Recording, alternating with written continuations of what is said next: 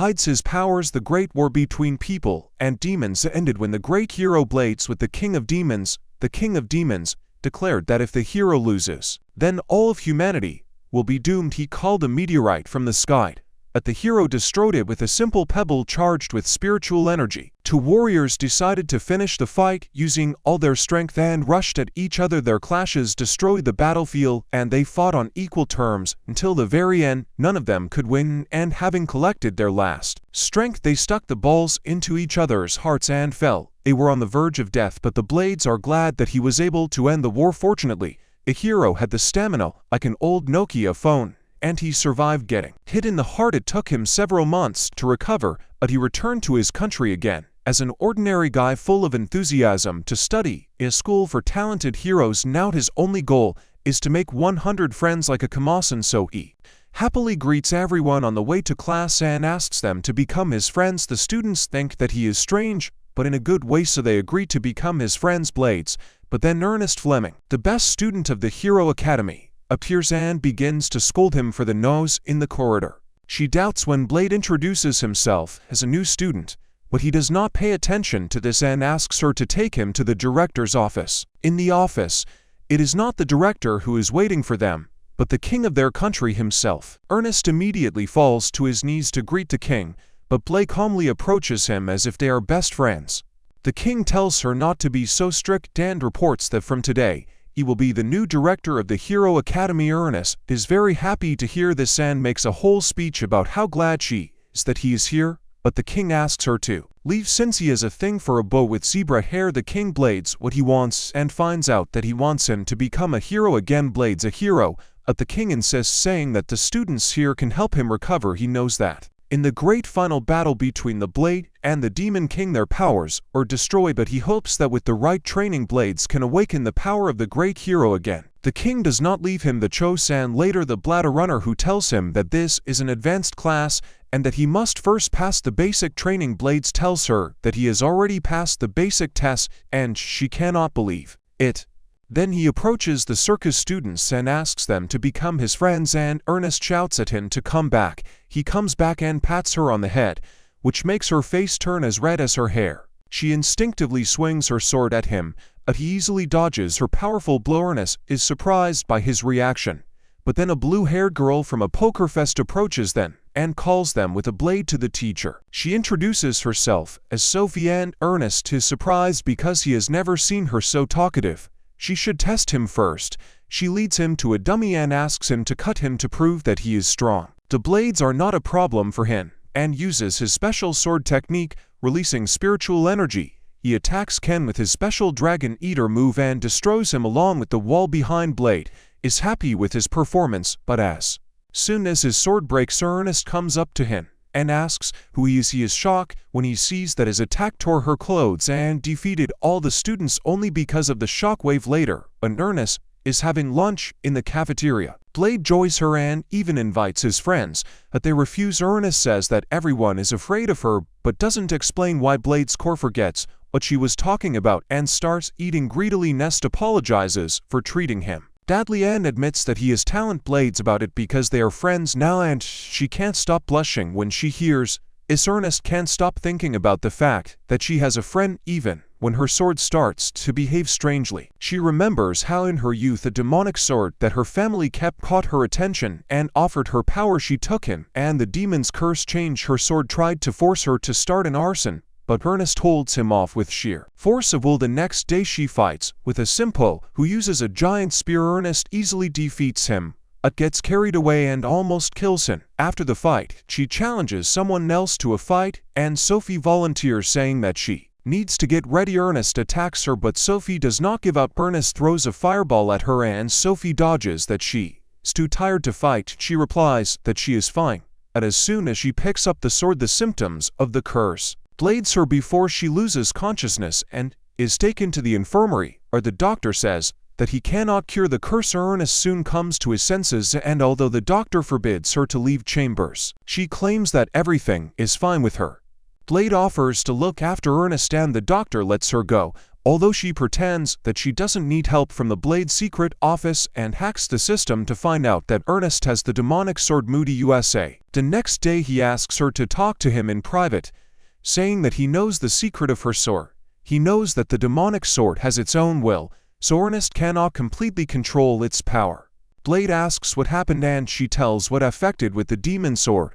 She was gripped by the desire to destroy everything in her path and has since been struggling with this desire. Ernest knows that if she can fight the demon and win, then everything will be fine, but she is not sure that she will win. Lei tells her that there is no need to worry because even if she frees the demon, he will deal with him. Ernest trusts him, and at night she calls upon the demon Asmodeus imprisoned in the sword to make a pact with him. The sword bursts into flames and Ernest finds himself face to face with the Asmodeus demon, who refuses to obey her without a fight. They both release flames to fight each other and Ernest summons his sword. The demon breaks the chains and shoots a Kamehameha at her, but Ernest repels the attack using all his strength. She wins and falls from the sky. At naked and the fire whirlwind disappears. Bladder Runner Ness is full of confidence, and the next day she approaches the other students. Later that day, Blades in class he fights with two clowns. He dodges their attacks without even looking at them, and Ernest tells him to stop humiliating them like that. He looks at her and notices that she looks different, but does not understand that it is because of the new hairstyle. Ernest is upset but quickly comes to his senses and asks Blade to help Sophie train. If no one else can handle her, she says that Sophie is always alone and never does anything without permission, but during their first meeting, she felt comfortable around him. Blade approaches to her and says that he wants to train with her. Sophie replies that she only fights with her bare hands because she has never been taught anything else. Blade declares that he will teach her how to use a sword, and she asks if everything is okay with Sabot, that she just wants to help her friend, and Sophie turns her head to smile at him. He teaches her to channel her spiritual power into the sword. Sophie learns quickly, and by the evening she has already mastered the basics. She is happy with her success, but then she throws the sword at the Blade, and when he catches it she strangles him and pins him to the ground, demonstrating his real skills. Later, Blades to the king, who is glad that the lone hero has made friends. He finds out that the Blades are with Sophie and reveals that she was created by the Underground Society as an artificial hero to surpass all the heroes in history. The kitten claims that several clones of the original Sophie were created and she was the last prototype of Blades. When he hears this, but the king calms him down by saying that he destroyed the Underground Society and freed Sophie, but could not free her mind. Blade feels terrible because his girlfriend has never had a normal life and vows to help her live like a normal person, but he doesn't even know what normal is. To find out what normal teenagers do, he asks different people and finds out that they go on dates with their friends. He asks Ernest about what people do on dates and she blushes, thinking that he is asking her on a date, but as soon as Blades runs into the girls' locker room and asks Sophie on a date, and although this not in order, she happily agrees. The next day, Ernest and two other girls peek at Blade and Sophie during their date. Ernest gets jealous when he sees them holding hands, eating ice cream, running around, playing slot machines, and doing other normal things on a date. In the evening, they sit by the fountain and Sophie asks Blade why he is so much to her. He replies that they are friends and Sophie wants him to know her secret because he is her friend.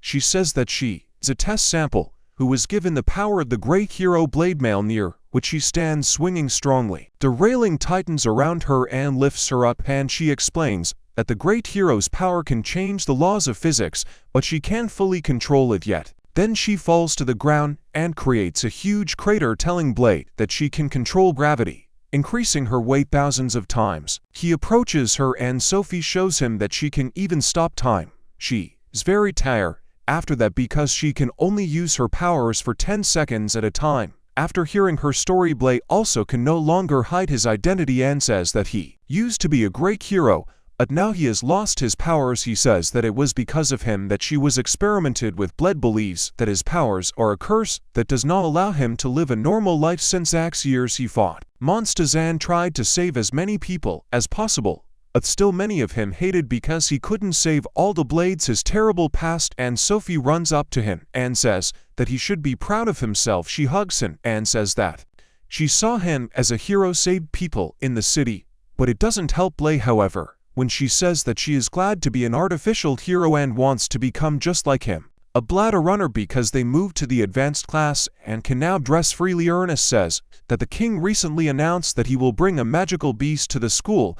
A Blaze still starts the school building shake and blades. The beast is already here. He runs out into the street with Fu in his hands and sees that the magical beast is a dragon out of control. Everyone is terrified, but the bladder runner is away from him. At this moment, the little dragon begins to glow and turns into a lower dragon. The dragon girl rushes to Blaze and hugs him, calling him dad. Blaze still does not understand that it is the dragon and asks her to be quiet, and he asks his friends, where did the dragon go? When Sophie and Ernest tells him that the dragon has fallen asleep, he is in shock. The dragon girl hugs him again and asks him to play with her because she was silent for a whole 10 seconds. Blaze has no choice but to adopt her and name her Ku the next day. Ernest is jealous of Ku, who is sitting on the Blade's lap, and asks her to feed one of the girls. Also wants to feed her, but Ku sends her away because he doesn't want to deal with the weakling. Later in practical classes, Ku comes to Blaze and offers him train together. She is happy to train with her dad, but then Blaze's friends run up to her because they were put in the same group. The fact that he pays more attention to them upsets the dragon girl and she runs away. She finds several students who are training and they ask her to join them because she seems interested, but she just tells them that they are no match for her. Blake immediately finds her and invites her to dinner later. Qua sleeps peacefully and Ernest pays Blaze a visit. He learns about the reason why Qua believes. He tells him with his father that dragons torture their cubs immediately after their birth and the child imprints on them because of their power. In his case, Qua felt that he was her father because he showed her his overwhelming power. Blaze feels that Qua never saw her real parents and he does not want to leave her now. Ernest cannot say anything to him after that and asks him to please keep the dragon girl well. When Lyde returns to his room, after that, he discovers that Ku has disappeared from the bed and finds her on the roof looking at the moon. He thinks she's lonely and asks if she wants to make friends. She replies that dragons are strong creatures that don't need friends and then snuggles up to Blaze saying that she still needs her dad. The next day, Blaze gets into a relationship with the king because he's the only person strong enough to keep her in line, but she's annoyed by his behavior, spiky beard, and runs away. Blaze looks for her throughout the school and finds her when she's playing in the room. She made toast to represent him. Ernest, Sophie, and his other friends. She brings to life her fantasies, but how they all take care of her and perfectly imitates their manners. But that's not all, because she remembers the names of all the students whom Blaze saw and Blaze doesn't know most of them. He understands that she wants to make friends with everyone and is upset that he didn't notice it earlier. He leaves the room and Ernest sees that he is terribly gloomy. Blaze against the wall and Ernest stops him. She asks what's bothering him, and he admits that she needs friends, that she can't accept someone as her equal until he defeats her. He feels that he can't help her, but Ernest tells him to stop being sad and ask his friends for help. The next day, Blaze go to the training ground and ask everyone to fight Ku and defeat her.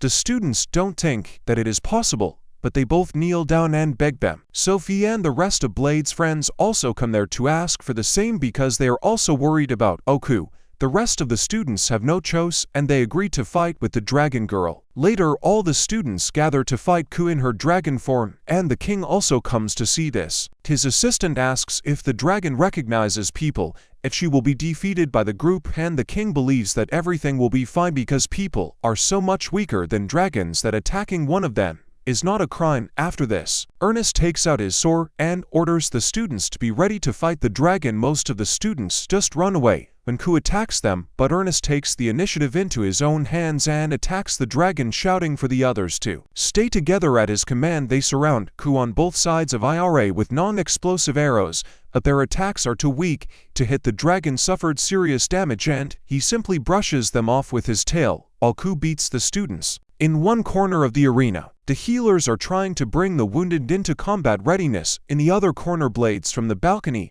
and then the king comes up to him and says that the students will lose. At this moment, the Kubrick Sophia and, distracted by this, she and Ernest attack her. They inflict damage on her.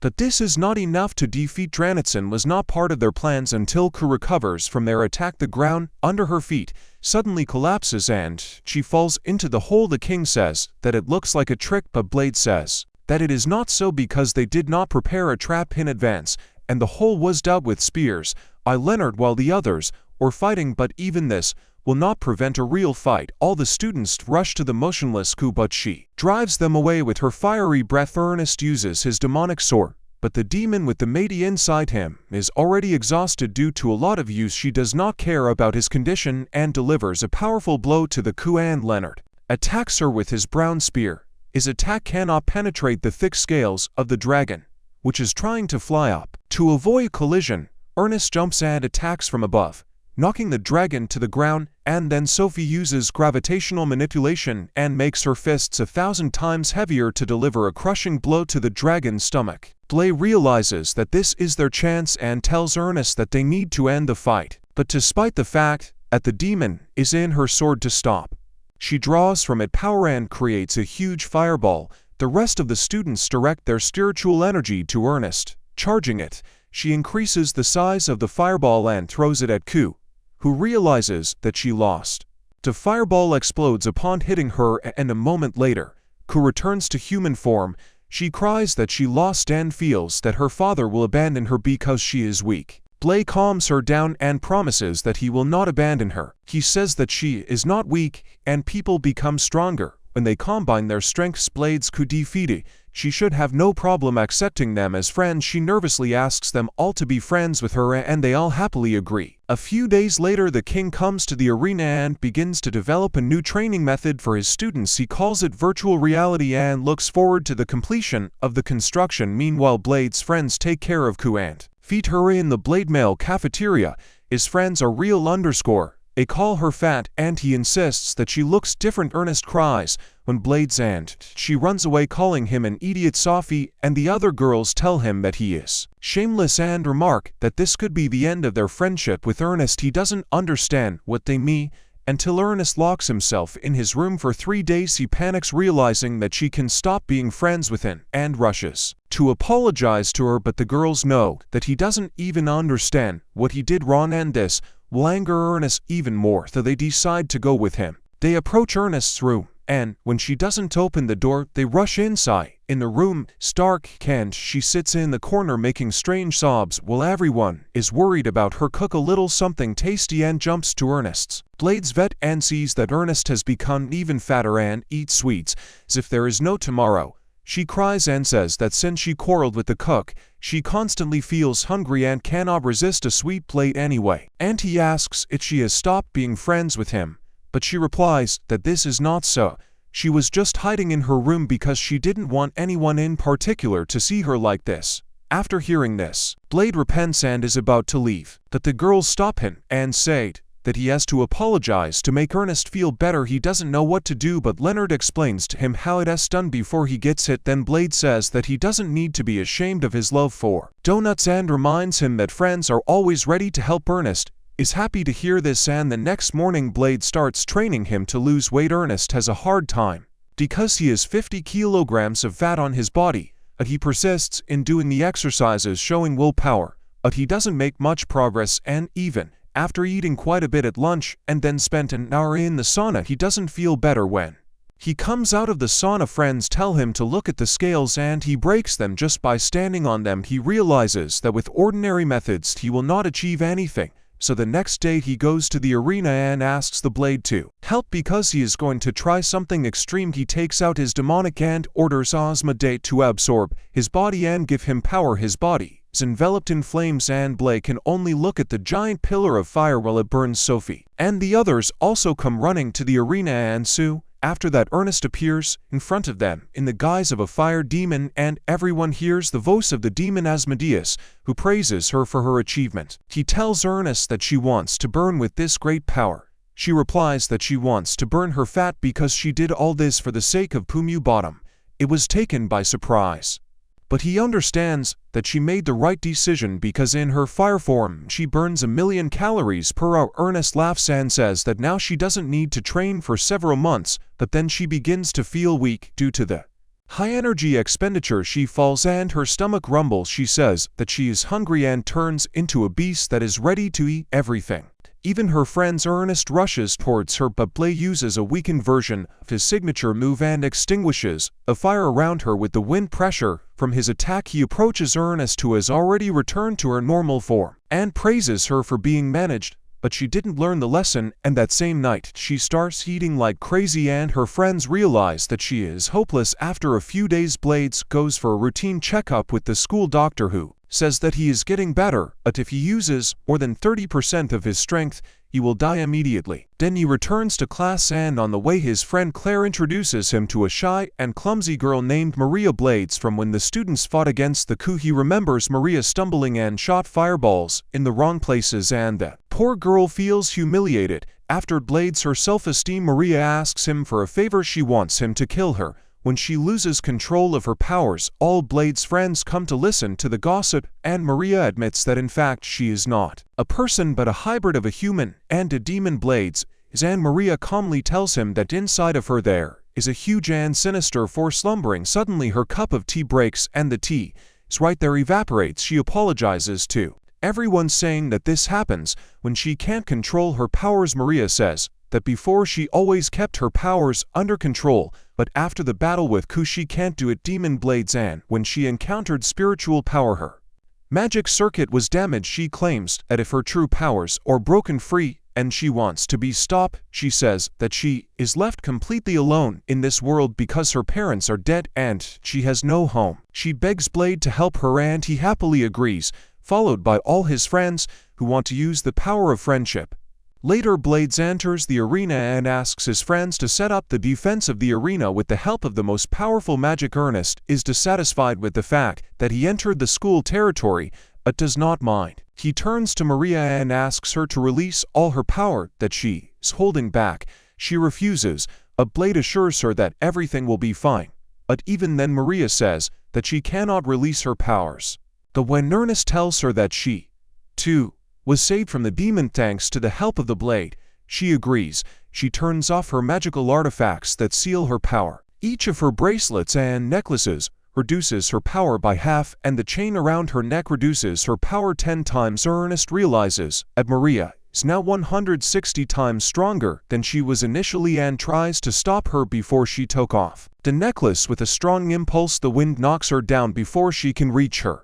Maria begins to moan and scream that the demon inside her is breaking out, and Bladeson, and trusting her friends, she does as she is told and turns into a demon. However, when Blade sees a strange mark on her forehead, he understands that Maria is not just a demon, but the second incarnation of the Queen of Demons. She immediately confirms his guess and laughs, ordering everyone to bow to the Queen of Demons. Ernest immediately turns into a fire demon and attacks Maria, but she simply throws him aside. With one movement of her hand, Leonard rushes towards her and she turns him into nothing with one snap of her fingers. Sophie and Qua decide to attack her. Sophie jumps towards Maria and grabs her before using his most powerful gravity magic, and Qua turns into a dragon. Sophie pins Maria to the ground and does not allow her to move, but after a few seconds she loses consciousness. Meanwhile, Qua releases fire breath and attacks Maria with all his power, but she reflects his attack and brings her back to Ku. Just like the rest of Blade's friends are also defeated,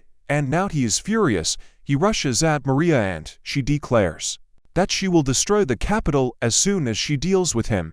He strikes with his sword, which is still in the sheath, and Maria asks if he is joking before realizing that he is not going to kill her. She tells him that he needs to fight seriously, otherwise he will die, and uses wind magic to throw him to the barrier. Blade mail in the air and decides to attack him with fire magic. He barely manages to block the blow with a sword that shatters into pieces, and Maria is surprised that he is still alive. Meanwhile, Ernest comes to his senses and she approaches Blade, offering him her demonic sword. Blade mail to him on the orders of the owner. Mary notices that he has a good sword and hopes that now the fight will be more interesting, but Blade replies that he will end the fight with one blow. He collects his spiritual power and charges the sword with it. Asmodeus is nervous because he cannot cope with such power, but Blade tells him to stop whining. He mixes the demon's flame with his power and launches a powerful fire blow at Maria. She blocks it with her shield, saying that this is not enough to defeat the Demon King, but suddenly her shield begins to crack. She is shocked by the incredible power of the Blade and asks who he is, and he replies that now he is an ordinary student. His attack completely destroys Maria's shield, and the powerful shock wave from this blow destroys the barrier around the arena. The fight ends and the bladder runner she hugs him and cries, saying that he almost died. If she was even a minute late, he would have already left this world. She scolds him, saying that he promised not to risk his life after the last fight and the blades for making her worrying. Then he asks about the others, and the doctor answers that everything is fine, including Maria. When the blades go to school the next day, he sees that Maria Demon King already has many fans. He greets her and almost calls her a great hero in front of everyone, that she does not let him reveal her secret. She is going to use this to blackmail him, and the blades beg her not to do this. She asks him not to call her Maria because she is a different person. He asks what her name is, and she replies that she has no name. She leaves, and seeing how friendly she is with the students, blades to the king along with her friends. The king replies that he always knew who Maria really was and still allowed her to enter this school. He says that Maria's mother was a human who died, and her father was a demon king about whose current state nothing is known. Horrible memories emerge when he remembers the demon king of his sworn enemy. Later they learn that Maria, who has demonic powers, has become quite popular and received the nickname Mao. Lita's friends think that she is too dangerous, but Ernest says that they can't do anything since the king has taken full responsibility for her. Mao adds that her powers are sealed, so now she is an ordinary girl and therefore she has no choice but to go to school. She does not mind making friends with Ernest and other girls and says that living an ordinary life is interesting. Ku is still afraid of her and hides behind her dad, and now tells Blay that she is ready to fight him again whenever he wants. Then she leaves her company, and Claire wonders if Maria and Mao are two different personalities, like Bruce Banner and the Hulk. She does not understand why Maria does not has been shown since Mao appeared, and is worried about her friend. At night, when Blay goes to bed, he hears the window open and sees Mao outside. He asks what she is doing here, and she replies that she wants to go on a date with him. He is not in the mood, but Mao still takes his hand and shows him the moon. She says that Maria always looked at the ground, so she never really admired the beauty of the moon and wants to change everything. Blades Shiva Mao, how old is she? And she replies that she realized herself 5 years ago, but despite this, she doesn't want him to treat her like a Renku. She tries to show him her feminine charms, but when he doesn't react, Mao sighs and says that the only reason she is here is because she is attached to the great hero who defeated her. She declares that she is the same as any other magical beast that only craves power. That is why she respects and adores the blade, which is stronger than her. She sits next to him and says that although he has become weaker than before, he is everything to her. Likes equally. She takes his hand and says that she likes him, and Blade's word saying that she herself does not understand her feelings, wants to spend a lot of time with him. Blade Male says that he is not in shape to fight with her, and she can't even remove the magic necklace that restrains her power. She says that Maria's consciousness is hidden inside her and she is trying her best to restrain her power. Blades and Mao says that despite the fact that Maria was a timid girl, there were a lot of negative emotions in her heart. People often discriminate and bully her because she was a demon. Even her mother believed in Maria's father, but Maria herself could not do it, and after her mother's death she was left confused. Maria wondered if her father was really a good man and eventually blamed him for all her misfortunes. Mao claims that she was an alter ego created to help the poor girl cope with mental trauma and that Maria may never return to control her body again. A few days later, one of Maria's friends from the club for married women and Lisa comes to the Light group and says that the necklace that holds back Mao's power is not a sealing artifact. She is ready to bet on her life and explains that she found out about it. Eliza believes that the necklace is a recording device with a message from the one who gave it, and Mao remembers that Maria gave it to her mother. Eliza warns Mao that listening to the recording can bring Maria back, but it can also completely destroy her.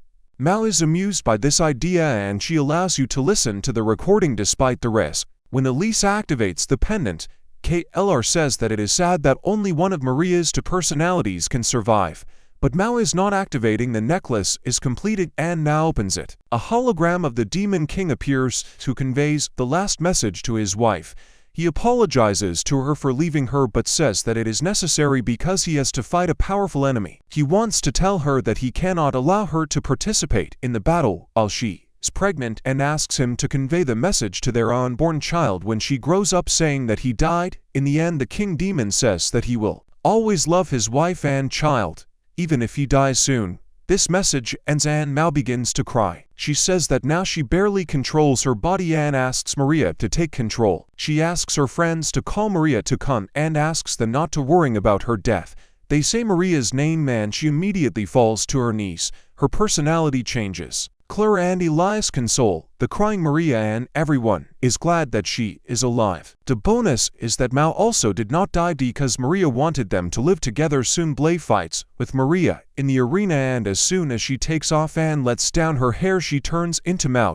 A fight, and Blade eventually defeats her, and all the friends are rooting for them both. A few days later, the Blades got stuck under the gate. Ernest the carriage is told by the owner of the carriage that she needs to go on the highway. When she realizes that she is a centaur, Blade knows her too, and when he calls the centaur Dione by name, she calls him a great hero, but he shuts her up before she can reveal his secret. Tired of watching anime on the small screen of a phone or laptop? Well, I just upgraded my experience of watching anime from a small monitor to an incredible 30-inch screen with this amazing mini projector. It's like a personal cinema. It has built-in apps like YouTube, Crunchyroll, Netflix, and it's a dream for any anime lovers. So what are you waiting for? Click the link below to find out more and use the anime code to get 20% off your first order. Let's return to the video. After this, Davin introduces himself as one of Blade's friends, and the girls ask if she needs help with the cargo. She happily agrees and reveals that she was carrying the cargo to the king himself.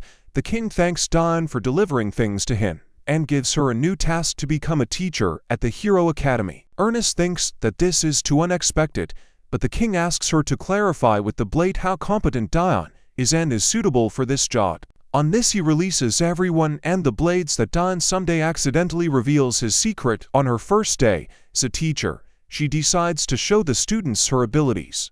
There are huge iron blocks in front of her and she attacks them with a spear.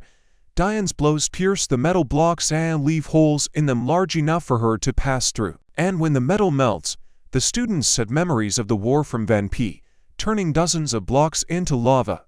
Dion is happy and says that it's time to start the lesson. She introduces herself as Dion the demonic spear, and Ernest realizes that she is a general. The cavalry are all shocked by this, and Dion clears his throat saying that she is nothing special compared to the great hero. Ernest begins to quote everything together and thinks that between the Blade and the great hero, there is some kind of connection that he is keeping silent about. KLR and the other girls also understand this and try to find out from Dion details. In the sauna, they drain her mind with massages and bubble bath, but as soon as she is ready to give up, Blades bursts into the room, panics when she sees him, and one of the 10 girls thinks that he has the mental development of a 5-year-old child and shows him what is under her towel, and, as she expected, he is not even surprised. Dion suddenly notices that Blade was really 5 years old when she was in, and before he can shut her up, Mao comes up from behind and does not allow him to interfere. They go into the pool and Dion begins his story. She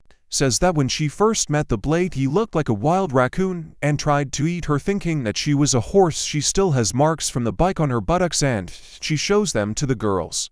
Then Dion continues his story by saying that she trained for many years, finally joined the squad of great heroes, and even allowed him to take her to the battlefield. She gets upset when he says that the hero did not take her with him to the final battle with the Demon King. She took this as a sign that she is not strong enough and has been training ever since to become stronger. A few days later, when Ernest's Blades return from the market, she questions him about his relationship with Dion. He doesn't know what to say when a giant bird flies over the city. Ernest is shocked to see the sacred bird of the continent over their city and asks what she's doing here. Blade a runner, everyone runs away in panic at her, and Ernest tries to pull out his sword to fight the giant bird. Lei tells him to calm down and she raises her hands up so that the bird does not perceive her as a threat. Then the bird flies into the sky where the second bird is waiting for her. Ernest is surprised what is happening because sacred birds never attack people and the Blades are popping the cart and not the people. He claims that he knows who is behind this, and it is none other than the king himself, who is sitting in a giant cart that Dion brought him the other day. Ernest hurries to the king's office and demands an explanation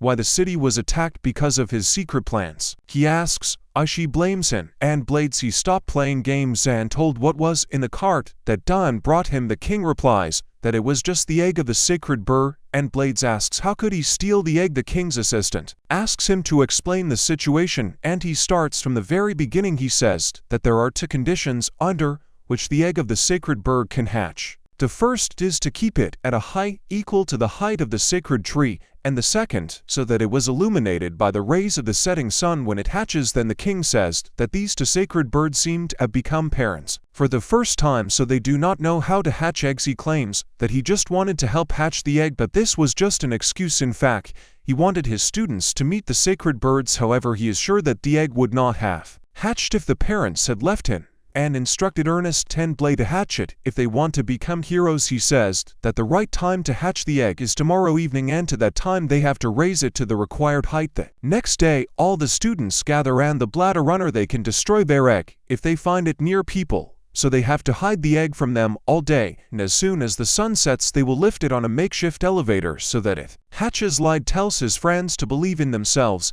and then Ernest gives the signal for the battle to begin. The students go to the city where Matin birds overturn the carts and throw them aside. Leonard leaves his group, and how the lizard climbs the walls to attack the birds, but misses his chance and falls face down. The dark-haired girl Jessica follows him and attacks one of the birds, and her friend comes to the rescue when the bird attacks her, but this does not help much and they are forced to retreat because they angered the birds. At that moment, Lade comes to the scene with the rest of the students. They tie the bird with iron chains and attach them to the buildings, but the bird does not fly away. It never flies away. Misses the day when she grows wings and takes the building with her. The second bird is still active. Iku attacks her with fire breath, but it does not bring any result. After she is shot down by a bladder runner damage, she runs out of energy after one hit, but fortunately she falls into an ice cream parlor and immediately replenishes her calories to fight again. They successfully hold off the birds until the evening, and Lyde and his friends watch as they raise the egg, but the elevator breaks down halfway and one of the birds returns for his with the egg. Everyone panics, but Sophie asks the Blade to raise the egg to the required height while they deal with the bird. Blades remembers his comrades who said the same thing before dying in the war. Ernest brings him out of this state and asks him to trust the Blades. Rushes in and runs to the tower, but lags behind because he has little strength.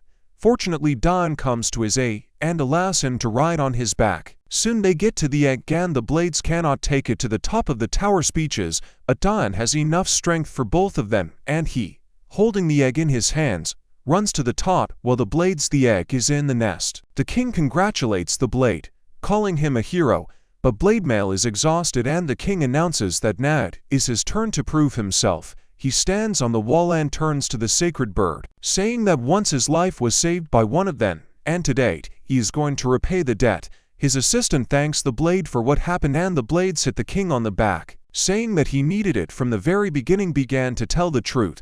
This distracts the king, and the sacred bird attacks him, and he bounces off the egg and falls. Blades flies towards him, furious as ever. Sophie comes to his aid and uses her power to stop the bird, and Blade uses their special technique to throw it away. Both fall, and soon the light of the setting sun falls on the egg and it hatches. The twins appear from it, and the first thing they see is Blade, so they become attached to him and accept him as their parent. Ernest is dissatisfied with this, but is happy that now she is an older sister. After a few days, the birds learn to fly, and Blades with Ernest go for a walk. Ernest cannot control his bird well, and it becomes uncontrollable, and Blades is also flying with them, and their parents are watching them from the top of the tower. The Blademail of reality was completed, and Blades' classmates went there to play PUBG. In real life, Blades his sword is covered in the virtual blood of his friends. He defeated and killed everyone until he met Sophia, and he encounters Sophia, who says that she always wanted to fight him without any restrictions. She wants to know if she can defeat him at full strength and offers to try. Sophia attacks him and stops time to inflict powerful blows to his vital organs. When time begins to tick again, Sophia realizes that Blades is unharmed. He grabs her by the throat and pins her to the wall before using a technique that makes his body incredibly strong. He says that he activated it before Sophia stopped time, so her attacks were useless. Then Blades hits Sophia and she falls dead. Watching her body, he says that he did not need to do this after all. He is no longer a hero. Then he gets up and calls the king asking him to stop this witchcraft. The king appears on the small screen next to him and laughs saying that this is virtual reality and there is no need to hold back like he did and said all the people who were killed by Blade Zaya and leave the game on the other side Kuva now fight each other at full strength and both die in virtual reality and leave the game. Then the king tells Blade that this is a battle in which only one should remain and complains that this place is too realistic. He thinks that if it goes on like this, Unmediate will decide that the real world is also virtual reality and the king will begin to attack people. The king says that this cannot be allowed and presses the lever, suddenly changing the theme of the game from PUBG to Fortnite. Then the king announces that the last survivor will have the right to use virtual reality, his own discretion, and the Blades are leaving the house with Candy. At this time nearby, Leonard attacks Ernest, who mercilessly wounds him. It seems that all the serial killers of the world have moved into her at once and she mercilessly deals with Leonard. She licks her sore with a grin and heads towards Blade because it's him she wants to kill. Meanwhile, Blades is watching his friends fight in a team match. Claire and Jessica are fighting with the guys who are sure that now they won't lose, because before they always succeeded, but the girls take them by surprise and defeat them one by one. They celebrate the victory, but then Ernest appears. She completely ignores the girls and approaches Blade, saying that she never thought that killing was so fun and that her next target was promised by Blades.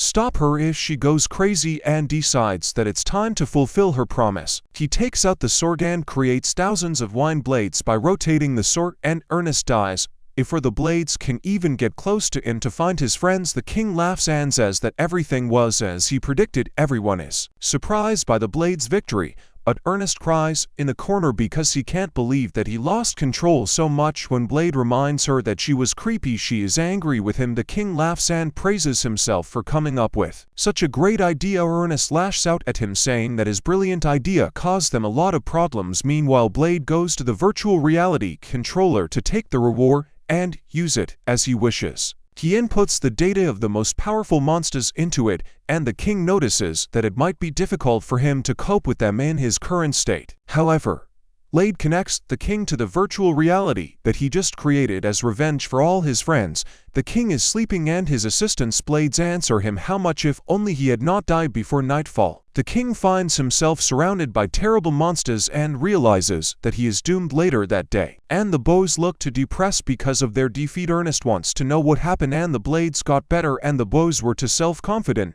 and careless, so they relaxed. His words hurt them and they leave the cafeteria without eating, but Blade thinks that it is for their own good. They are sad all day, and in the evening the Blades are them. What will happen if they lose to the girls? And they answer that they can lose to anyone but not them. They admit that they are in love with Jessica and Claire and therefore it is unacceptable for them to lose to them. Blade does not understand what falling in love or romantic feelings are and he is lost even when the guys explain this to him. At that moment Cuber comes into the room and says that if they are so worried, then they need to become stronger because women are attracted to strong alpha males. They think that she is right and ask how they can become stronger, and Ku has an answer and to this question she suggests they train with a blade that will definitely make them better. On the other hand, the girls also decided to go somewhere in the evening and Claire and Jessica still worried about the two guys. They don't understand why they are running away from them after one loss, and Claire offers to purposely lose to them next time. Everyone thinks that this is a terrible idea because it will completely destroy their fragile ego, and then Ku comes into the room and tells the girls that they need to become stronger so that the boys will fall in love with them. The girls really don't care that the guys will fall in love with them, and they are thinking how to help them. Ernest says that letting them win out of pity is unacceptable and she volunteers to train them. On the next day, Blade begins to train the two guys so that they can reach their limit. The day of revenge comes, and when they enter the game in virtual reality, a promise to win and confess their feelings. Everyone is going to watch the revenge of Blade and Ernest, who act as judges. They give the signal for the start of the fight, and Jessica and Kay attack the guys, who reflect their attacks and use their spiritual energy to throw them back. Ernest asks Blade if he taught them how to use spiritual energy, and he replies that he just helped them realize that they always used it unconsciously. One of the guys uses wind magic to push Jessica away, and the second one tries to finish her off,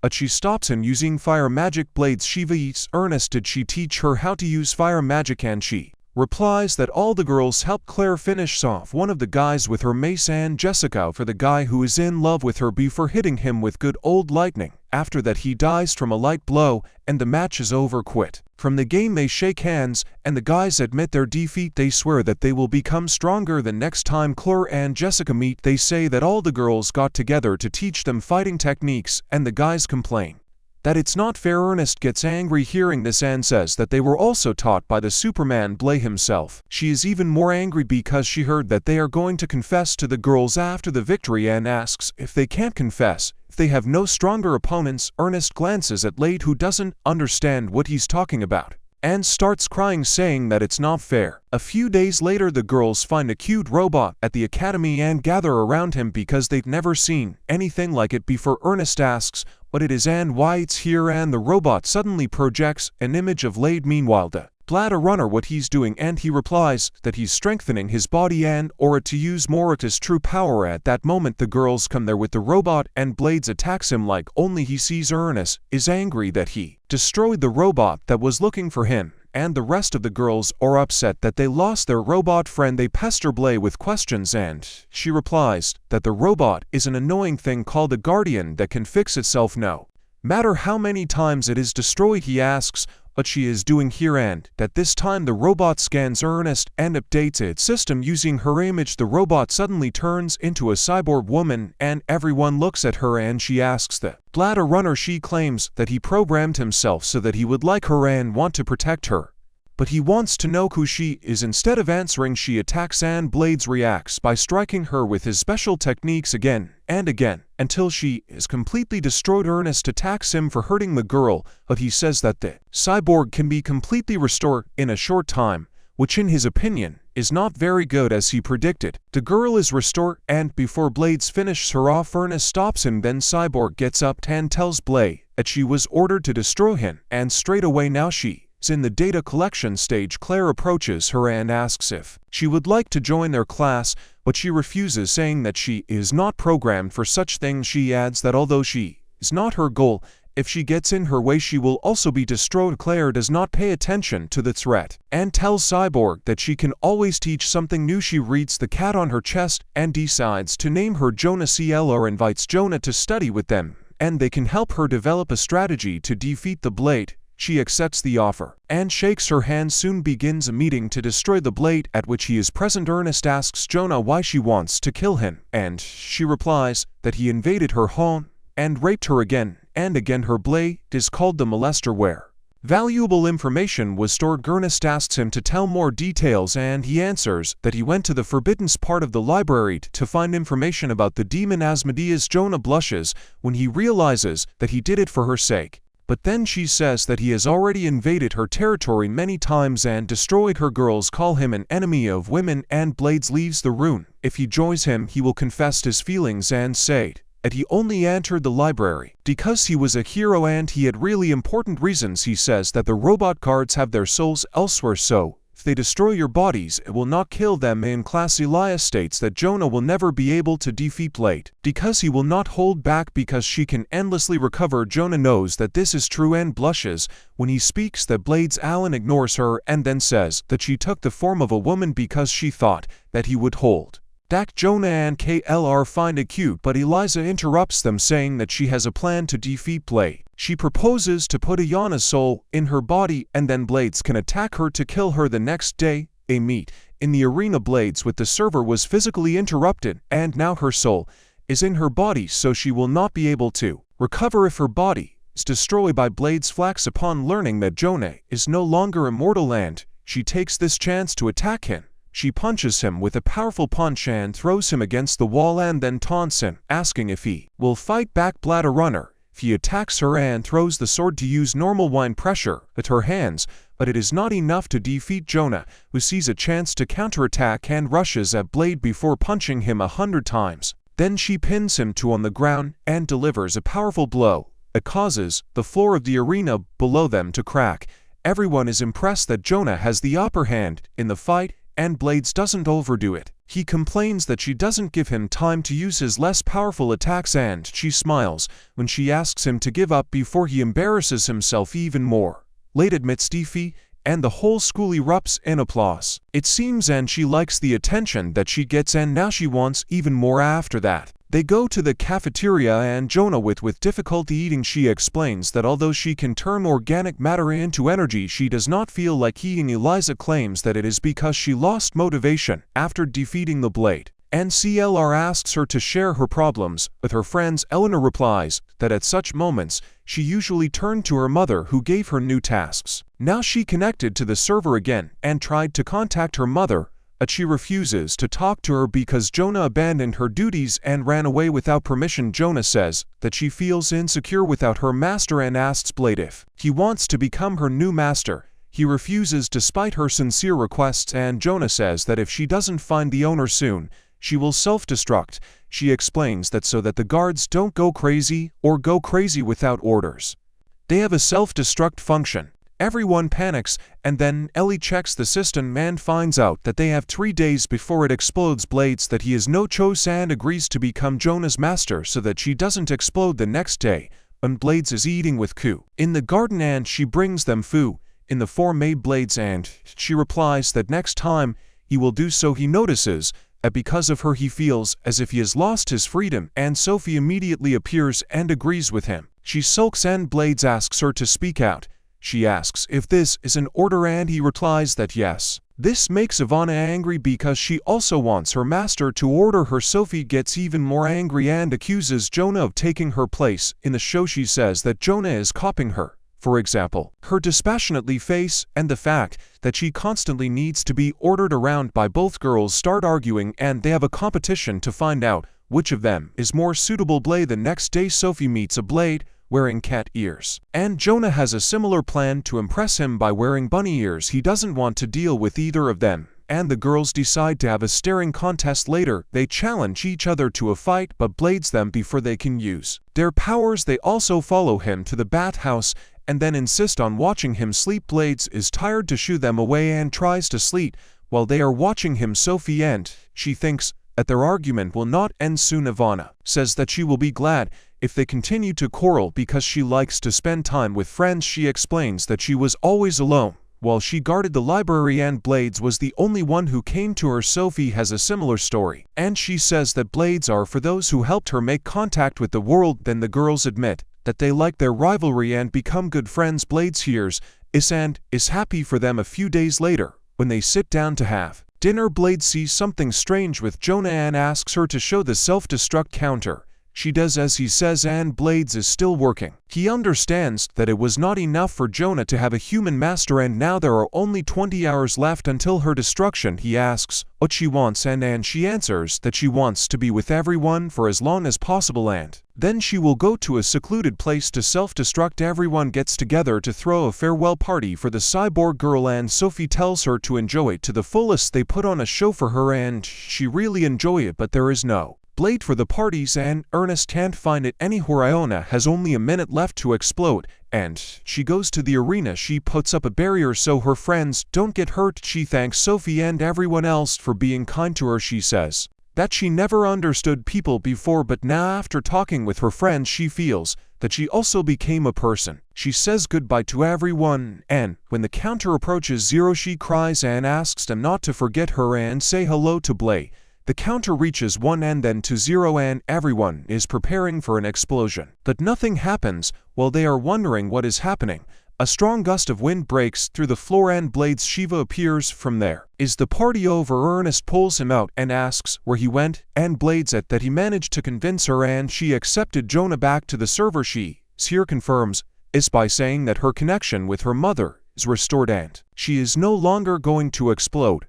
Everyone is happy to hear this and Jonah looks at Sophie asking what she should do now. Sophie says that she already knows and the cyborg girl cries and rushes to hug the Blade. A few days later, the students arrange a battle royal to test their skills, but as usual, Blades goes into battle and single-handedly defeats everyone. Only Leonard remains standing face to face with the Blade and he is sure that he will not lose so easily. He raises the shield to stop the attack. Blade and prepares to fight. Everyone encourages believing in himself. When he hears is but thanks to Maria's support from the others, he gains confidence and charges at Blade, who dodges his attack and defeats him in the blink of an eye. Everyone is disappointed in him, but Leonard is not gets upset. However, when Ernest leaves for lunch, he feels defeated. The Blade Runner watches him from afar and worries about his condition at night.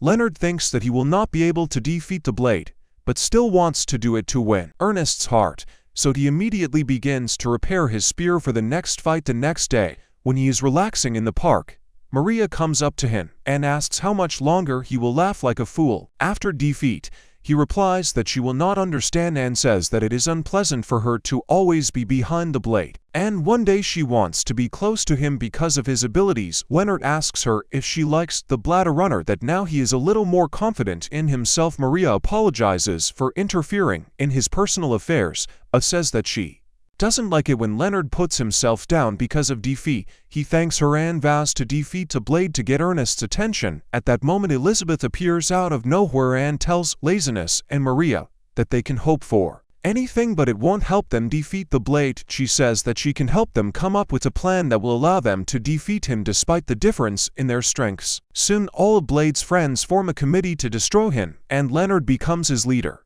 He addresses them and says that each of them has a desire in their hearts to defeat Blade no matter the reasons. Sophie and Qua do not agree with this because they are happy as long as Blade's STV. Leonard gets upset hearing this and asks if anyone has a plan. Jessica says that they should attack Blade while he is sleeping, and Claire suggests poisoning him. Ernest says that this is cowardice, but Eliza says that this is not so. She compares the Blade to the armored Titan and says that they must use any tricks to defeat him. Ernest wants to become an attack Titan to meet him face to face and challenge him with a weapon that he does not like.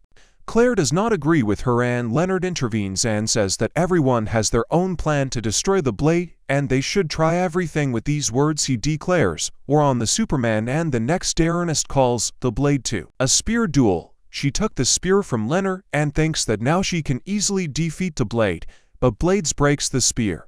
Leonard cries and Jessica declares that now it's her turn. At night, she sneaks into the Blade's room to attack him, but Jonah guards him and attacks her first. The next day, Jessica asks why she wasn't taken to the team, and she replies that she is programmed to protect her master. After that, Leonard challenges the Blade to a fight, but he says that his spear is broken. Leonard doesn't listen to him and breaks the spear by simply activating it. Maria says that now it's her turn, and the next day during lunch break she attacks Blade, but when she announces her participation he defeats her without even noticing. Sophia challenges Blade to a fair fight and easily loses, followed by the two guys decide to team up against Blade but give up before the fight even starts. Who tries to attack him, Blades hits him with weights, he catches them all. Then Ernest challenges him to rock paper scissors and Blade's competition all rounds until Ernest drops out due to a wrist injury. She also challenges him to an endurance competition, but he's not even interested. Ernest is upset that they have no way to defeat Blade, and she wants to find some more dirty tricks to beat him. Leonard is unhappy with this and says that instead of defeating Blade outright, they need to focus on getting stronger in order to fight him fairly and openly. Ernest is not laughs to listen to all this idealistic nonsense, and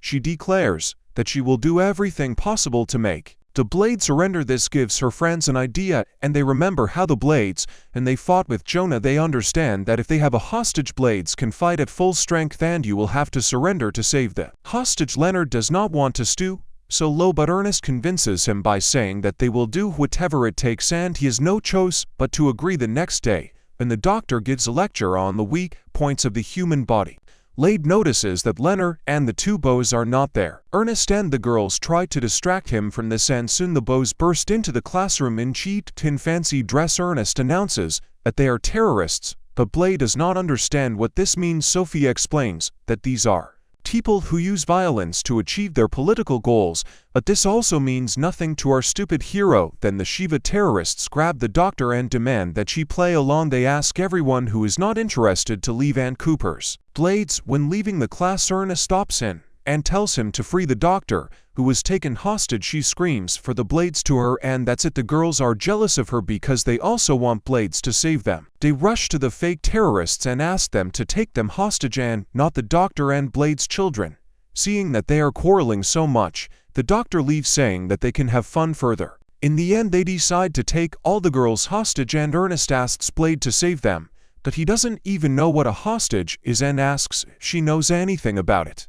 She replies that maybe the terrorists want to eat the girls and gets even more scared when he hears this. Ernest begins to insult him and asks him to save her because she is in trouble, but he asks Leonard and the others why they are behaving this way. They are shocked that they have been discovered and find out that Blade can tell them apart by their gait. They throw off their masks and admitting defeat they fall to their knees, but then they realize that Blade has not yet understood their plan. Leonard gets up and says that they know that Blade is weak against hostages and they want him surrendered because the girls are now in the hostage. He refuses, saying that there is no threat to anyone here, and Leonard points the sword at Ernest's neck and states that she will die if Blade does not surrender. Everyone pounces on him and asks him to surrender, but he simply swings the sword and destroys the sword and Leonardo's clothes with the help of wind pressure. Ernest is furious that their plan has failed and declares that since it has come to this they should attack the Blade. She turns into a fire demon and everyone joins to her attacking the Blade. Their joint attack has no effect on the Blade, who easily defeats them all and then asks what all this means. He thinks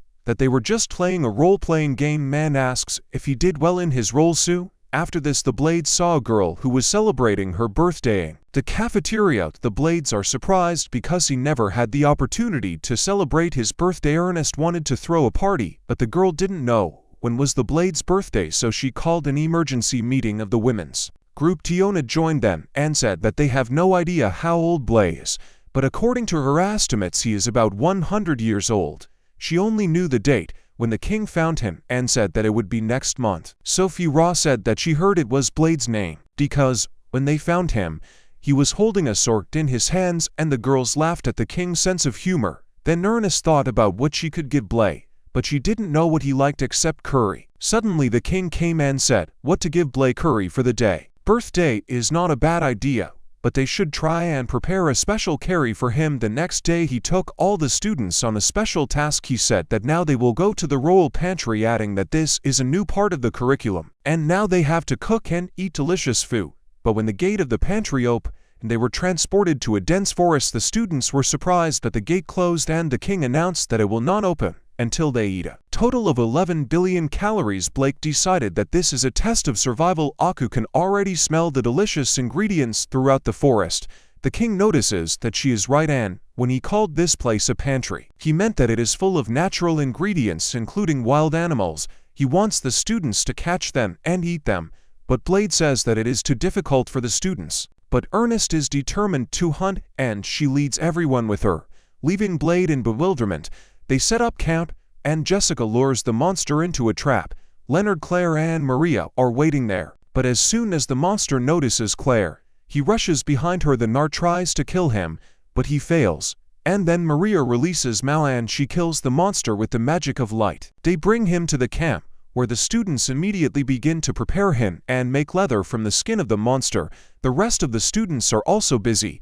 Someone is helping, someone is preparing for future, and Blade is happy about it. Later he bathes and thinks that this time the king came up with a good exercise. Soon Ernest joins him, and she begins to ask him about his childhood and important holidays that he remembers. Blade replies that the only thing he remembers is the constant battles, because his life was always in danger. Ernest takes advantage of the moment and tries to seduce the Blade, but before she can do anything, the clerk who was watching her runs up and pushes her away from him. Over time, the base develops as if they are playing in the Battle of the Clans. Now it looks like a medieval city, and Jonah announces that they have already completed 47% of the plan for calorie consumption and will soon reach the goal. But the king also finds out that they are doing well and decides to add a little variety. He gives out tasks to the students in which they need to find all the ingredients. Everyone is looking forward to reading the list of new ingredients. That the bladder runner first, they go into the cave where the forbidden cabbage grows. It attacks them with tentacles, and when Ernest chops them off, she declares that he will cook it directly. Here Sophie stops her because the cabbage needs raw, and Ernest orders everyone to attack the forbidden cabbage. The bows run into the Blade in excitement, and while they are fighting the cabbage monster, he wonders why they are so excited. Soon they get the forbidden cabbage and move on to the next ingredient, boxing corn. Blades eats the sword and attacks the giant ear of corn with boxing gloves. but Sophie tells him that it won't taste good if he doesn't will follow the rules. She gives Blade gloves and Maria reads the instructions, which say that to catch corn you need to win a boxing match. The match begins and Blade thinks that Sophie, or better, will cope with the boxer, but there is no rule allowing a replacement, and, while Blade is talking with friends, Corn knocks him down with a blow. Bladder runner in monsters and chili peppers that are so hot that they make the cyborg girl cry. The next ingredient is giant sunflowers that can shoot sunbeams at anyone who gets close to their field. Mariku and Elias go to collect them, but they are attacked first. This Sanjay them and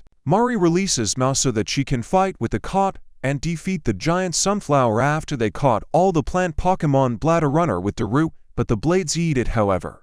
As soon as the carrot starts screaming, he retreats. Ernest reads the instructions and finds out that the giant carrot screams, and she is uprooted and curses everyone who hears her voice. Jonah voluntarily pulls out the carrots because curses have no effect on her. She pulls out a giant carrot and everyone covers their ears, and the scream of the curse kills every living thing in its radius. They use the sacred bird chicks to teleport back to base, and Blade says that he doesn't like carrots, but doesn't mind eating them. Ernest is relieved to hear this and wonders why. They soon have a big feast and the king joins them to thank them for their hard work. He says that thanks to the efforts of the students, the monster population of the ingredients has been greatly reduced, which is good for the local ecosystem. He tells them that there is no need to worry about the extinction of the ingredients and that tomorrow it will be ready to collect the last ingredient. The next day, everyone gathers around a huge tree in the center of the forest, and Jonah states that this is the strongest energy field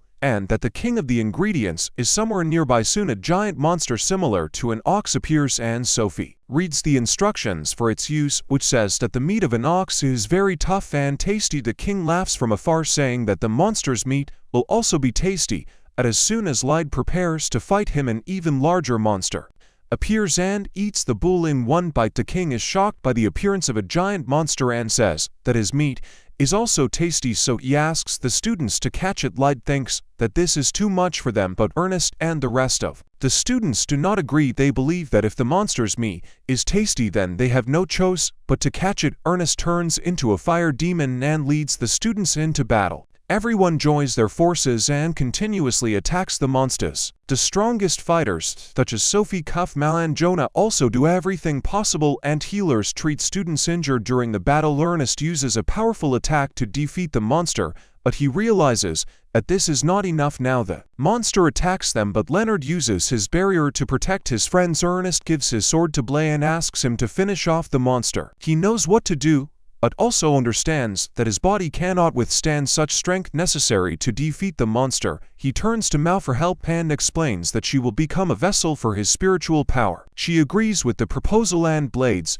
is to slow, and she casually kisses him to quickly take away his power. Ernest shouts for them to hurry up and then orders everyone to attack the monster again. Sophie and she uses a combination attack. Music immobilized to defeat the monster. He is even more enraged, and everyone rushes to attack to buy time for the Blades. With force, they hold the sword together and fill it with their combined power. The sword takes the form of a Giga Blade, and they use their last attack, the Holy Sword of the Demon, to cut the monster in half. The Bladder runner that is very tired and hungry, she replies that in such a way case, let him wait until the food is brought. He wants to ask what she means, but does not have time to finish the question, as he falls asleep soon. After that, the gates of the academy open as the students have successfully defeated the main monster in this area. When Blade wakes up, he goes for an examination, and the doctor says that his body is recovering and he can use a little more of his original strength. He asks why that is, but when the doctor asks if he had lunch,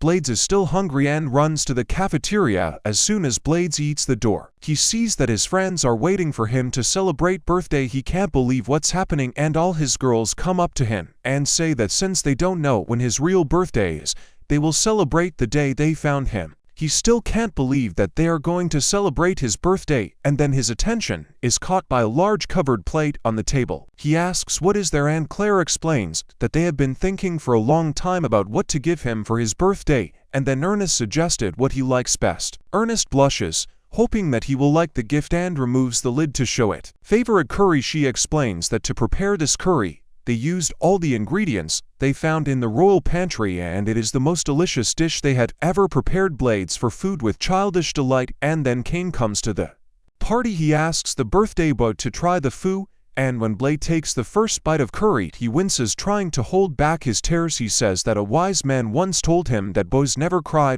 but the king rejects it, calling it toxic masculinity, and says Blade that it's normal to cry on special occasions. Blades holds his tears while he eats curry and thanks everyone for what they did for him. He can't speak because he's overwhelmed that it was at that moment that he was reborn into this world. Shortly after that, Blecker how to use his special move Dragon Strike. Only one of them learned it by following the instructions of the Blade, and he is too proud of his success. At that moment, Sophie comes there with a sword, and the guys ask if she wants to practice too. She doesn't do anything, answers, and simply takes out his sword to show a real Dragon Strike, which confuses the guys. But then they hear Sophie's voice on the other side and see to Sophie's in front of them, who attack each other. The Blade is ready to fight, but the real Sophie tells him that this is her fight and that she will protect him. The imposter retreats, and as soon as Ernest appears with the other girls, she realizes that she cannot win and disappears using the hurricane as a cover. Everyone wonders where another Sophie came from, but they do not know that she is not the only imposter. Goes to her hideout, where for more copies are waiting for her. They are numbered from 1 to 5, and they all have different characters. The only thing that unites them is the desire to kill and destroy the girl who came to Academy number 1, and she says that she came only to collect information and learn something from the enemy. D asks what she means, but before she can explain it in words, she kisses her, and I don't know how it is named. Apparently a kiss is a way of transferring information between clones, and number 1 kisses all his clones to tell them about the Dragon Strike by simply sharing memories. They also learn to use it and try to destroy their shelter. The rest of the clones say that they are not here to learn cool moves, but to kill. Their goal. Number 1 says that they will get to it in the end. Sophie is at the academy watching the school looking for imposters and looking at her friends at the training ground. Jessica owes the latest invention. Lisa has special bullets that can accumulate spiritual energy and shoot them. She shoots at the training dummy, and everyone is amazed except the Blade, and Lisa does not consider his opinion correct because he is the only one who can freely accumulate spiritual energy. She shouts at him that it is difficult for ordinary people, but thanks to the special pumas that she created, anyone can accumulate spiritual energy and use it when necessary. Suddenly one of the clones of Sophie comes there, and Blade Male learns how to make children, and Ernest Tan KLR blush because this is not what is needed. The clone replies that in that case she will kill him. She attacks the Blade, who is ready for this. She complains that she cannot kill him, and then aggressively flirts with him, asking him to kill her instead. At that moment, the real Sophie appears and is angry with her copy for pestering Blade. The clone wastes no time and immediately runs away. They wonder who these girls are. Blade only cares that they are passionate about studying, and he makes a serious remark that they look alike Sophie's sisters. She invites them all to enter the academy, and her friends say that due to the influence of the Blade, she began to lose common sense. Ernest immediately returns to his usual state and asks the students what they think about it. One girl replies that it looks like the clones are here to kill the Blade, but this does not surprise anyone. Ernest says that she always attacks him with the intent to kill when they are training, and everyone else agrees they attack the girl who answered Dan the Blade. She wasn't worried. The girl adds to her answer that the clones are different from everyone else because they want to get close to the Blade by pretending to be Sophie and killing him from under Tishka. Ernest suddenly realizes that the clones are killers, and Sophie falls to the ground, realizing that everyone around her is so stupid that they didn't notice it before. At first he realized it, and Sophie says that he has nothing to worry about because she will protect him. In the meantime, in the shelter, clones number 5 is happy that it is now her turn. While everyone is having fun, their creator calls them and says that they must kill the great hero to prove that the artificial hero project was a success. Number 1 promises that they will do it because that is the only reason they were created. At night, when Blade, Sophie enters his room,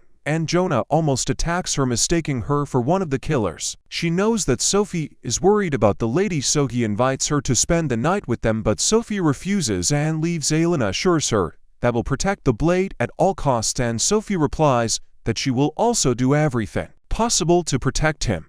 She goes outside and sees clone number 1 there. Sophie tells her to give up because she cannot kill the Blade, but number 1 replies that this is her only goal in life. Sophie reminds her that the project to create an artificial hero was abandoned and she became the last prototype. She tells number 1 that the other clones have many flaws and their bodies suffered because of this. Number 1 says that she knows this, but this is not a reason not to follow their orders. She claims that they will definitely kill the Blade and Sophie attacks her.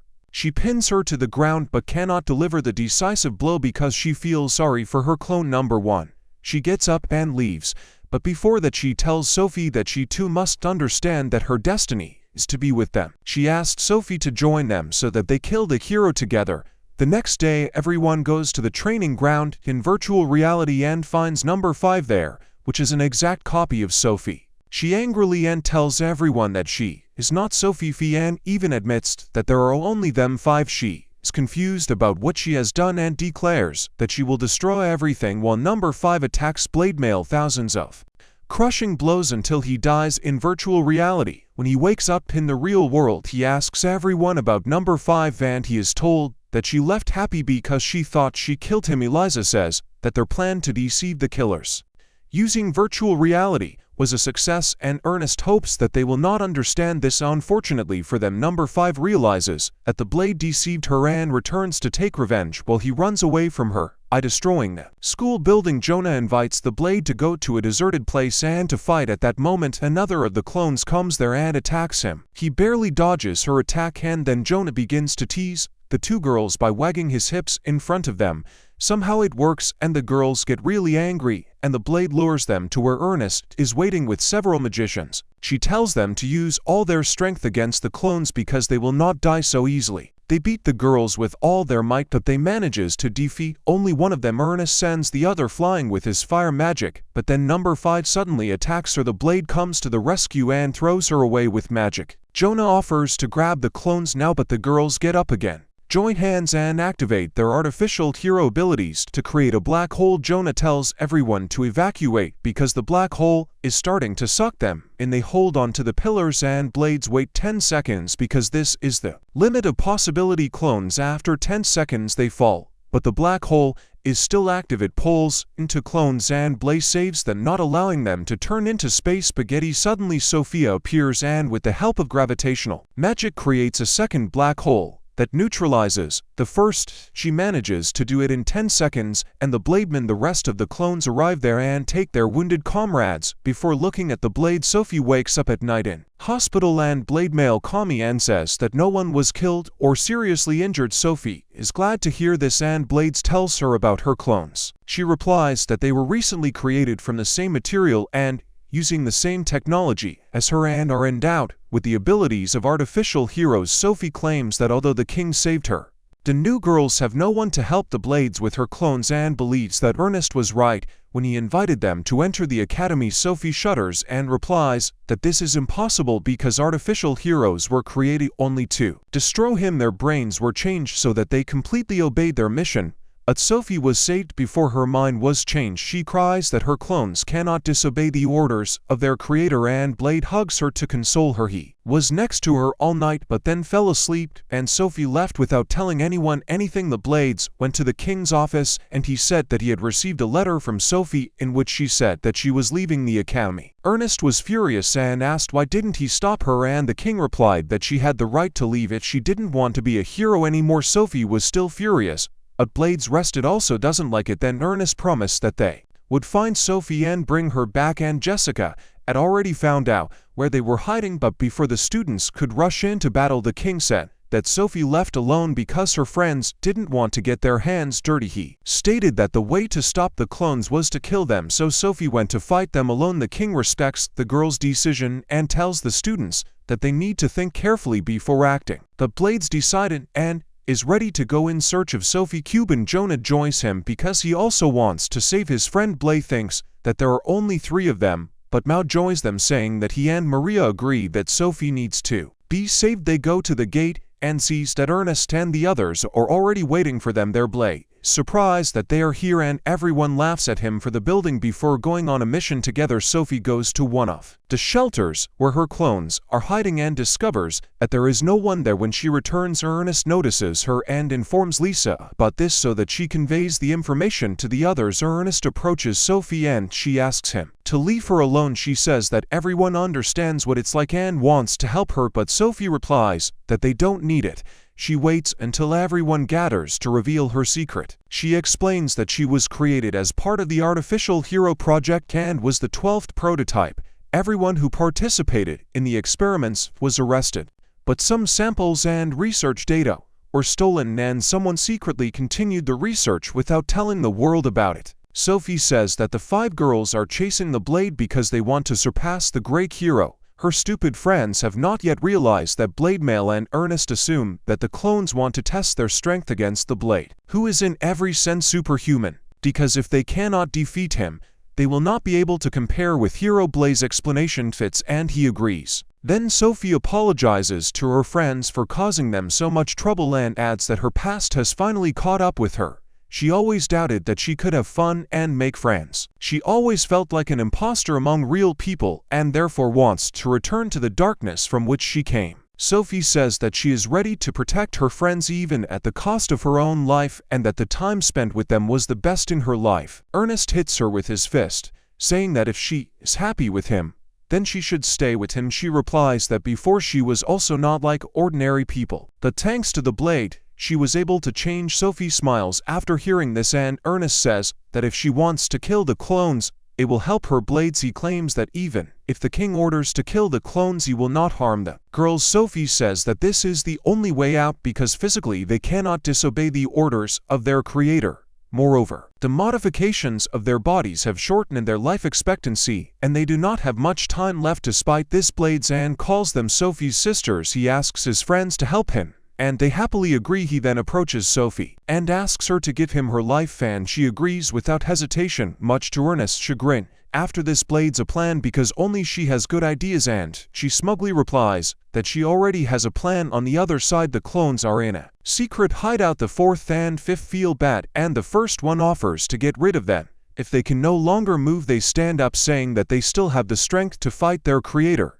Is happy to hear this and continues to insist that they kill the great hero to prove that his research is correct. At this moment, 2 other clones enter the room with a letter from their target which challenges them to a fight. The first accepts the challenge and decides that it is time to end this once and for all. At Blade's Academy, that they will indeed come, but Sophie assures them that they will come because she would do the same on their Emmy. Soon they appear and tell Blade that they will kill him today. He replies that he just wants to be friends and Eliza explains the plan to him through the earpiece. She tells Blade that he is the only one who will fight with the girls and in this case they will not run away even after realizing that they have fallen into a trap.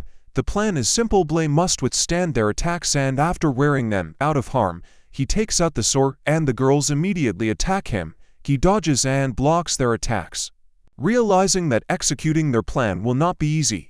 Meanwhile, Eliza is looking for the organizer behind the killers and the king sits back and laughs. He tells Eliza to find the person managing the clones so that find out how to reprogram him. In the arena, Blade is difficult to cope with all the girls at the same time. They attack him from all sides and manage to disarm the Blade's attack. Together, Ern decides to help him, but Sophie stops her and asks her to trust their man. Blade uses a barrier so that the girls cannot reach him, and then pushes them away. His friends are surprised that he can still move like that despite his condition. Then they decide to carry out the third part of the plan, using a special magic store and bullets created by Alice. In the arena alone, one of the girls uses her artificial abilities and changes the laws of physics to make the Blade fall to the ground. After she throws him from a great height, the other uses her artificial hero abilities and creates shadow clones to attack the Blade. He panics, but then his friends throw special bullets at him. He stands up with them in his sword and uses wind magic to destroy all the clones in one blow. The girl who used shadow cloning runs out of energy and falls to the ground. Another takes her place and uses her artificial hero abilities to attack Blade. At high speed, Leonard throws him her bullet, which allows Blade to use her super strong shield. The attacking girl soon falls, but immediately after that Blade's sword breaks and he can no longer use magic bullets. Number T attacks him, and when he dodges her attack blade, so she throws him the bullet anyway. She does as he said, but number 5 gets in the way and prevents Blade from catching Sophie's bullet, decides that this is her chance to support Blade, and uses her ability to freeze time to sneak into the arena. She picks up the bullet and then helps Blade repel the attack of the 5th. Then she asks him to use her abilities in battle, and he agrees.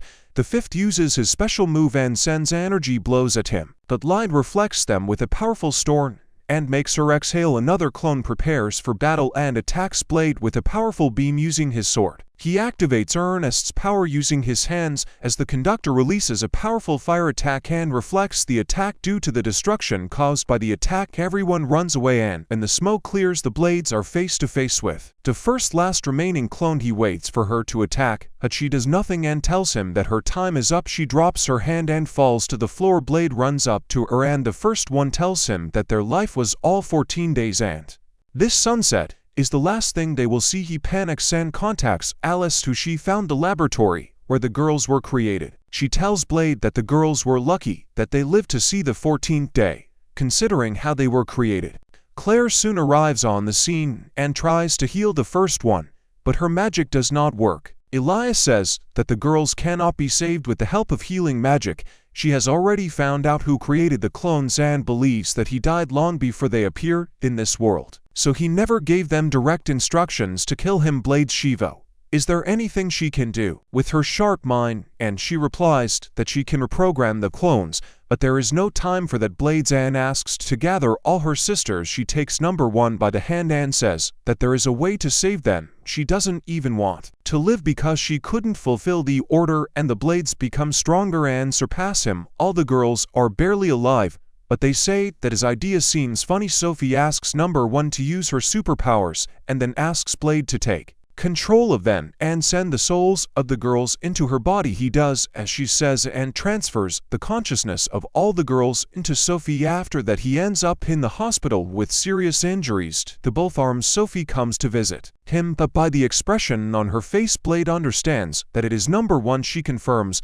this and tells him to correct it because soon she will kill him. Blade smiles at her and number 1 allows Sophie to take control of the body. She smiles and says that she is glad that everything is okay with the Blade. He asks how she feels when she has more personality than Moon Knight, and she replies that it is unpleasant, but she somehow copes. A few weeks later, the king orders a giant magical beast to help his students train.